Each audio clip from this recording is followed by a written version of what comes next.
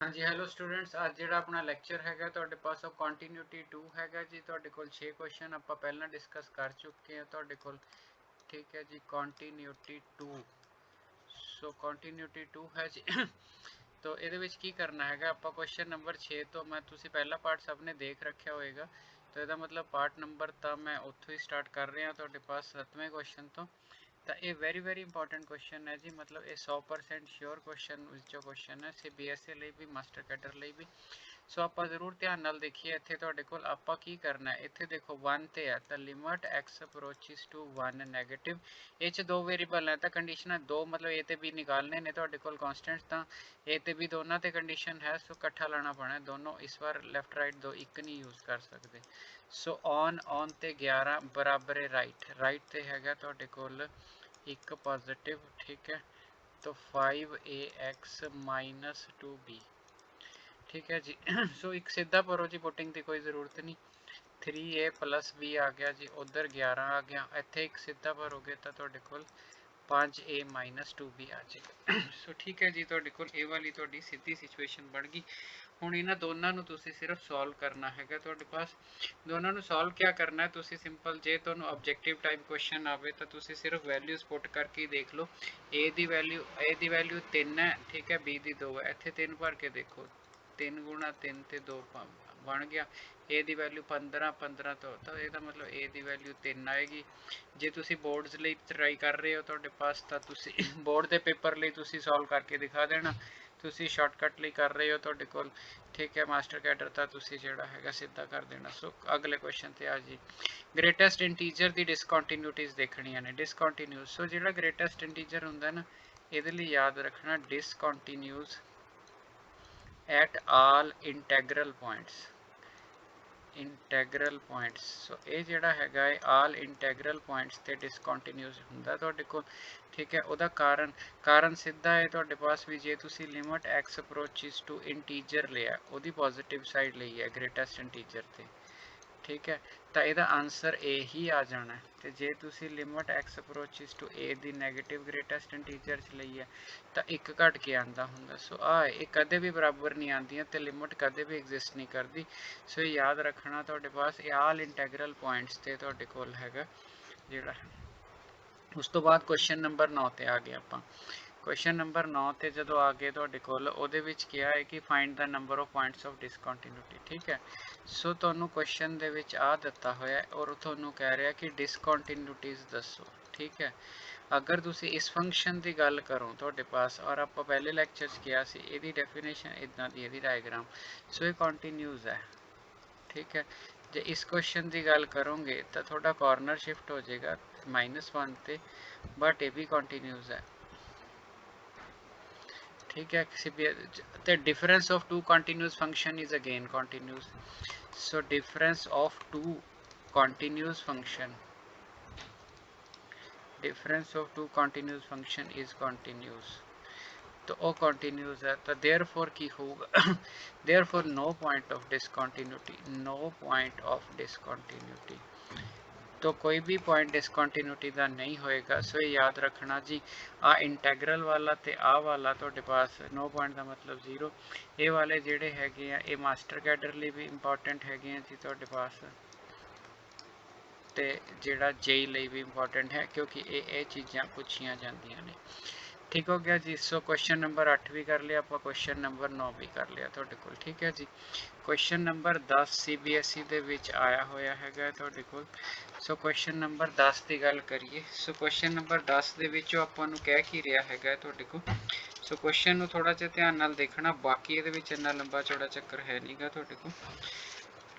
सो ਆਪਾਂ ਨੂੰ ਕਿਹਾ ਕਿ ਕੰਟੀਨਿਊਸ ਇੰਟਰਵਲ ਚ ਹੈ, ਪੁਆਇੰਟ ਤੇ ਨਾ ਦੇ ਕੇ ਇੰਟਰਵਲ ਚ ਦੇ ਦਿੱਤਾ ਕਿ ਫੰਕਸ਼ਨ ਕੰਟੀਨਿਊਸ ਹੈ, ਤੇ ਫਿਰ ਕਹਿੰਦਾ ਕਿ ਵੈਲਿਊ। ਠੀਕ ਹੈ, ਤਾਂ ਜੇ ਫੰਕਸ਼ਨ ਇੰਟਰਵਲ ਚ ਦਿੱਤਾ ਹੋਵੇ ਤਾਂ ਉਹ ਵੈਲਿਊ ਲਈਦੀ ਹੁੰਦੀ ਹੈ ਜਿਹਦੀ ਲੈਫਟ ਔਰ ਰਾਈਟ। ਸੋ ਇਹਦਾ ਮਤਲਬ ਸਿਰਫ ਆ ਦੋ ਪੁਆਇੰਟਾਂ ਤੇ ਕੰਟੀਨਿਊਟੀ ਡਿਸਕਸ ਹੋਊਗੀ, ਬਾਕੀ ਕਿਤੇ ਨਹੀਂ ਹੋਣੀ ਹੈਗੀ। ਸੋ ਇਸ ਚੀਜ਼ ਦਾ ਖਿਆਲ ਰੱਖ ਲੈਣਾ। ਕਈ ਵਾਰ ਬੰਦਾ ਕਨਫਿਊਜ਼ ਹੋ ਜਾਂਦਾ ਹੈਗਾ ਤੁਹਾਡੇ ਕੋਲ, ਬਈ ਜਿਹੜਾ ਹੈਗਾ ਹੈ ਕਿ ਕੰਟੀਨਿਊਟੀ ਡਿਸਕਸ ਕਰਨੀ ਹੈਗੀ ਹੈ ਵੀ ਮੈਨੂੰ ਤਾਂ ਉਹਨੇ ਇੰਟਰਵਲ ਦੇ ਦਿੱਤਾ, ਮੈਂ ਇੰਟਰਵਲ 'ਚ ਕਿੱਦਾਂ ਕਰੂੰਗਾ। ਸੋ ਇੰਟਰਵਲ ਦੀ ਕੋਈ ਚਿੰਤਾ ਨਹੀਂ ਹੈਗੀ ਤੁਹਾਡੇ ਕੋਲ, ਤੁਸੀਂ ਸਿਰਫ ਉਹ ਦੇਖਣਾ ਹੈ ਜਿਹੜੇ ਦੋ ਪੁਆਇੰਟ ਤੁਹਾਡੇ ਕੋਲ ਜਿਹੜੇ ਹੈਗੇ ਨੇ ਆਪਾਂ ਨੂੰ। ਅਗਰ ਇਹ ਪੇਪਰ ਦੀ ਗੱਲ ਕਰੀਏ ਤਾਂ CBSE 'ਚ 2015 ਦੇ ਵਿੱਚ ਆਇਆ ਸੀਗਾ। ਠੀਕ ਹੈ ਜੀ। ਸੋ ਆਹ ਵਾਲੇ ਕੁਐਸਚਨ JEE ਟਾਈਪ ਨੇ ਜੀ, ਤੁਹਾਡੇ ਕੋਲ ਖਿਆਲ ਰੱਖਣਾ ਜਿਹਦੀ ਜੋ ਰਿਕੁਆਇਰਮੈਂਟ ਹੈ ਉਹਨੇ ਉਸ ਤਰ੍ਹਾਂ ਆਪਣੇ ਲੈਕਚਰ ਨੂੰ ਮੋਡੀਫਾਈ ਕਰ ਲੈਣਾ ਹੈਗਾ। ਠੀਕ ਹੈ ਜੀ। ਹੁਣ ਆ ਗਿਆ ਤੁਹਾਡੇ ਕੋਲ ਜਿਹੜਾ ਹੈਗਾ ਏ, ਆਪਾਂ ਇੱਦਾਂ ਦੇਖੀਏ ਸਿਸਟਮ। ਸੋ ਇਹਨੂੰ ਸਾਰੇ ਤੇ ਐਡਜਸਟਮੈਂਟ ਨਹੀਂ ਕਰਨੀ ਹੈਗੀ ਜੀ, ਸਿਰਫ ਰਾਈਟ ਲੈਫਟ ਔਰ ਉਹਦੇ ਲਈ ਕੀ ਕਰਨਾ ਹੈਗਾ 0 ਔਰ 1, 0 ਤੋਂ 1 ਤੋਂ ਇਲਾਵਾ ਤੁਸੀਂ ਕੋਈ ਐਡਜਸਟਮੈਂਟ ਨਹੀਂ ਕਰਨੀ ਹੈਗੀ। ਸੋ ਅਗਰ ਆਪਾਂ 0 ਦੀ ਲੈਫਟ ਔਰ 0 ਦੀ ਰਾਈਟ ਦੇਖੀਏ, ਸੋ ਇੱਥੇ ਮੈਂ ਤੁਹਾਡੇ ਪਾਸ ਇੱਕ ਕੁਐਸਚਨ ਹੈਗਾ ਮੇਰਾ, ਕੁਐਸਚਨ ਨੰਬਰ 10 ਹੈ ਜੀ ਤੁਹਾਡੇ ਕੋਲ। ਠੀਕ ਹੈ। ਸੋ ਬਾਅਦ ਵਿੱਚ ਤੁਹਾਨੂੰ ਉਤਾਰਨ 'ਚ ਦਿੱਕਤ ਨਾ ਰਵੇ। ਠੀਕ ਹੈ।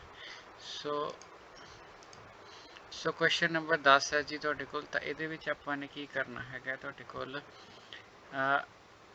ਉਰੇ ਪਹਿਲਾਂ ਤਾਂ ਆਪਾਂ 0 ਤੇ ਲੈਣੀ ਹੈ, limit x approaches to 0 positive fx ਬਰਾਬਰ ਹੈ limit x approaches to 0 negative fx। ਠੀਕ ਹੈ। 0 ਪੋਜ਼ਿਟਿਵ ਤੇ 0 ਨੈਗੇਟਿਵ। ਪੋਜ਼ਿਟਿਵ ਤੇ ਦੇਖੋ ਕੀ ਹੈਗਾ ਏ m ਇੰਟੂ 2 ਦੀ ਪਾਵਰ x।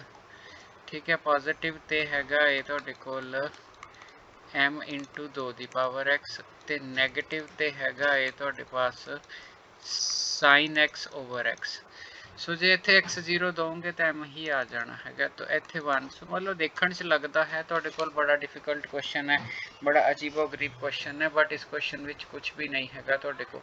ਠੀਕ ਹੈ। m ਦੀ ਵੈਲਿਊ 1 ਹੋਗੀ, ਤੁੱਕਾ ਮਾਰਨਾ ਹੋਵੇ ਤਾਂ ਆ ਤੇ ਆ, ਬਟ ਇੱਥੇ ਤੰਗ ਕਰੂਗਾ। ਸੋ ਅੱਗੇ ਚਲੀਏ ਤਾਂ 1 ਦੀ ਪੋਜ਼ਿਟਿਵ ਤੇ 1 ਦੀ ਨੈਗੇਟਿਵ ਦੇਖੀਏ। ਠੀਕ ਹੈ। ਤਾਂ ਇਹਦਾ ਮਤਲਬ ਲਿਮਟ ਤੁਸੀਂ x approaches to 1 positive fx ਲਿਖ ਲੈਣਾ, equal to limit x approaches to 1 negative fx ਲਿਖ ਲੈਣਾ ਹੈਗਾ। तो अगर आप 1 पॉजिटिव की गल करिए, तो 1 पॉजिटिव मैंने x ਵੱਡਾ है, तो n प्लस x है तो ठीक है जी। सो n प्लस x है तो limit x approaches to 1 positive है। So limit x approaches to 1 negative fx है तो ठीक है जी। f नैगेटिव जो आप लेना है तो इतने लेना तो 1 का नैगेटिव इतने होगा m इंटू 2 की पावर x। सो ये आ गया m इंटू 2 की पावर x आ गया जी। सो जो आ गया इतने 1 तुम फिल कर देना तो n प्लस 1 आ जाएगा, इतने तुम 1 फिल करना m इंटू 2 आ जाएगा। अब m की वैल्यू तुम ऑलरेडी 1 कढ़ चुके हो, तो m की वैल्यू तुम 1 कढ़ चुके हो, तो इतने 2 ही रह जाएगा n प्लस 1। सो n की वैल्यू 2 माइनस 1 1, जे 2 माइनस 1 n भी 1 तो m भी 1, n भी 1 तो m भी 1। मैंने आ वाली ऑप्शन थोड़ी जी हैगी वो ट्रू होएगी। सो ये तुम चेक कर लेना है तुहाडे कोल। ठीक है जी। उस तो बाद अगला क्वेश्चन है तुहाडे कोल, अगला क्वेश्चन जिहड़ा हैगा है तुहाडे कोल वो की कह रहा है, तुहाडे कोल क्वेश्चन नंबर 11 हैगा तुहाडे कोल। ठीक है जी। सो क्वेश्चन नंबर 11 की कह रहा है तुहाडे कोल, ਉਹਦੇ ਵਿੱਚ ਵੀ ਕਹੀ ਕਿਹਾ कि 0 ਤੋਂ 8 ਵਿੱਚ ਕੰਟੀਨਿਊਸ है। सो इंटरवल देख के घबराना नहीं, कई बच्चे इंटरवल ते घबरा जाते भी मैं डिस्कस की ते करा जी। तो तुसीं सिर्फ ये देखना जिहदी राइट और लैफ्ट दी हुई है। सो जिहदी राइट और लैफ्ट दी हुई सो ਇਹਦਾ मतलब ਜਿਹੜਾ ਹੈਗਾ ਤੁਹਾਡੇ ਕੋਲ ਜਿਹੜਾ है, तो ਇਹਦਾ मतलब थोड़ी राइट और लैफ्ट जिथे दी हुई हैगी है तुसीं सिर्फ वो डिस्कस करना है। पूरा इंटरवल ਤੁਹਾਨੂੰ प्रॉब्लम नहीं क्रिएट करेगा, बाकी इंटरवल ਤੇ ਇਹਨੇ पॉलीनोमियल फंक्शन बन जाना हैगा ਤੁਹਾਡੇ को।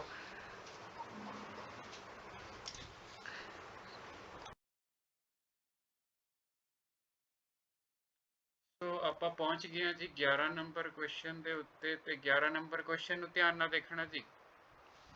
ਆਪਾਂ ਨੂੰ ਕੰਟੀਨਿਊਟੀ ਇੰਟਰਵਲ ਦੇ ਵਿੱਚ ਪੁੱਛੀ ਗਈ ਹੈਗੀ ਹੈ ਤੁਹਾਡੇ ਕੋਲ 0 ਤੋਂ 8 ਤੱਕ ਘਬਰਾਣਾ ਨਹੀਂਗਾ ਇੰਟਰਵਲ 'ਚ, ਕਿਉਂਕਿ ਪੋਲੀਨੋਮੀਅਲ ਫੰਕਸ਼ਨ ਕੰਟੀਨਿਊਸ ਹੁੰਦਾ, ਸਿਰਫ ਡਾਊਟਫੁਲ ਪੁਆਇੰਟ ਡਿਸਕਸ ਕਰੀਦੇ ਆ।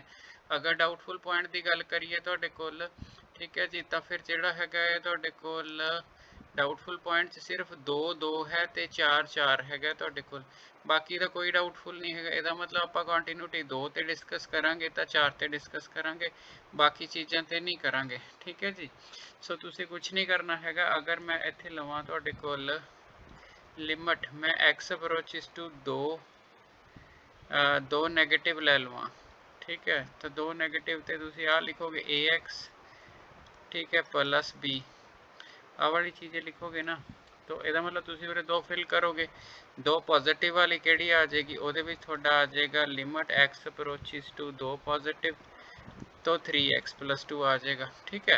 सो जे तुम इनू कैलकुलेट करोगे, इतने 2 फिल करोगे, सो जो इतने 2 फिल करोगे तो की होएगा 4 प्लस 2a प्लस b। सो नीचे जाके लिखना पेगा मैनू तुहाडे को।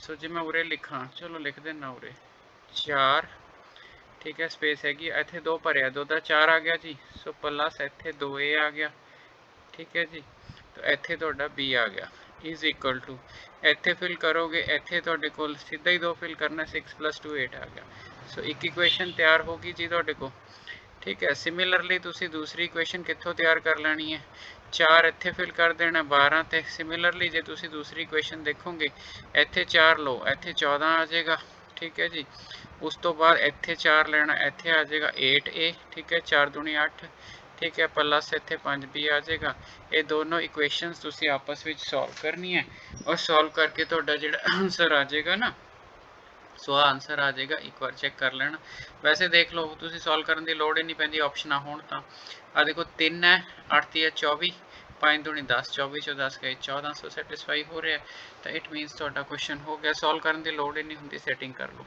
हुण आ गया तुहाडे पास इत्थे क्वेश्चन इस क्वेश्चन की गल करिए आपां तुहाडे कोल तो इहदे विच x लैस द फिर वही क्वेश्चन आ गया कि कंटीन्यूज एट वट ठीक है तो कंटीन्यूज आप देखना है कितने है तुसी सिंपल जी गल करना है आ डाउटफुल पॉइंट ने जे डाउटफुल ते हो गया फिर सारे पॉलीनोमियल ते होएगा जे फिर कंटीन्यूज एट ऑल पॉइंट होएगा क्योंकि जेड़ा हैगा है -1 तो नीचे इनफिनिटी तक माइनस तक चल जाओ पॉजिटिव तक सो अल्टीमेटली जेड़ा हैगा असी आपां देखिए अगर लिमिट अप्रोचेस टू 1 नेगेटिव है ना 1 नेगेटिव 1 की गल कर रहा मैं 1 नेगेटिव आ होएगा तो -1 नहीं क्या 1 लेफ्ट तो है तो इसका आंसर आ जाएगा 2x आंसर आ गया 2 so limit x approaches to 1 positive ते थोड़ा आंसर 2 है सो दोनों टैली करके थोड़े को ठीक है जी इसी तरह लिमिट x अप्रोचेस टू -1 इहदा -1 आ इहदा -2 है सो आंसर -2 आ गया ठीक है सो x अप्रोचेस टू नेगेटिव दा पॉजिटिव इत्थे 2x है सो x की वैल्यू -1 भरांगे भी 2 आ जाऊगा सो ये भी आ गया सो डाउटफुल पॉइंट ते कंटीन्यूज है तो थोड़ी लिमिट है जी 1 तो इनफिनिटी तक -1 ये सारे ही जा रहे हैं तो कंटीन्यूज एट ऑल पॉइंट्स कर दोगे क्योंकि जिहदा डाउटफुल पॉइंट निकल गया ना ठीक है वो तो जोड़ा है क्वेश्चन फिर बहुत पॉलीनोमियल ने जिन्हों पर हो जाऊगा सो इस करके एक इतने तो हो नहीं सकता सो आ दोनों ऑप्शन तो सीधियां ही कट जाती 1 हूँ एक इतने का आती है ठीक है आ थोड़ी मान ली थोड़े पास ब्याह ट्रू हो गया पर जिन्हों के जीरो है वो भी हो गया तो होर ए तो वड्डियां ते भी हो गया so it मीनस A कंटीन्यूज at all the point so 12 के 12 क्वेश्चन आप कर ले है जी तुहाडे कोल ठीक है जी मेरा ख्याल है तुहानू समझ भी आ गए होंगे तो जो नैक्सट वीडियो होएगा वो थोड़ा जिहा इस तो हार्ड होएगा तुहाडे कोल क्योंकि ये रैलेटिवली ईजी सीगा तुहाडे कोल ठीक है जी क्योंकि ये बोर्ड के क्वेश्चन ज़्यादा सीगे तो जो नैक्सट पार्ट रहेगा वो थोड़ा जिहा हार्ड होएगा जी तुहाडे पास सो देखते हैं जी नैक्सट वीडियो थैंक यू।